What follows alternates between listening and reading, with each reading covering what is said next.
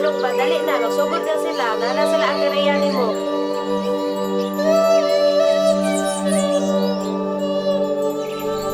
Mayong buntag, umagad. Lami mong tulog. Late na pud ka ha. At tara na ako istorya. Gikan kay Dato. Sa una, naay busaw diri sa bundok Karilungan. Ang mga baylan nangalisod na pahawaon kay wala na tay puno. Nganong nangawala ang puno at teriya? Ang mga tao naghinay-hinay na ako. Mga tao sa gawas, inapangkuha na ang ating mga ginaputantahan. O kauban pa sa nahurot na mga puno o pagkaupaw sa atong bundok. Atong mga ritual nagikan pa sa mga katikulangan na wala na pud.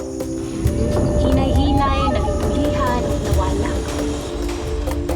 Pero, iabot si Diwatang makalindong kung ninaog sa yusod tumamasang para mangita og diwata na iyang masaligan para ibalik ang mga naguba na puno o mga parte sa kinaiyahan o mabalik ang mga tradisyong ubo manungo na atong iprotektahan. Kailangan natong pangitaon ang diwata. Bitaw no?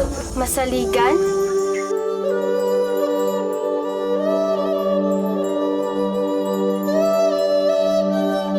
Nagbalik sa mga puno?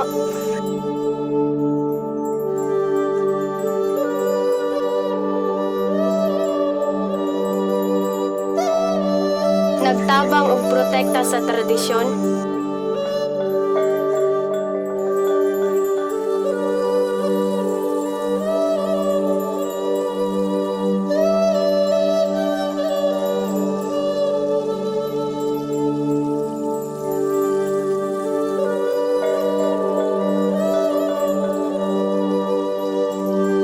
Diwata? Ikaw ang diwata na gitakna ni Makalindong. Ikaw ang gitakna sa ubo manubo nga mga dato. Ikaw ang diwata.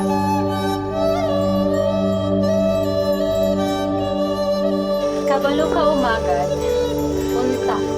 Pero dili ako ang diwata. Pero ikaw, kamo, pwede mo maging diwata.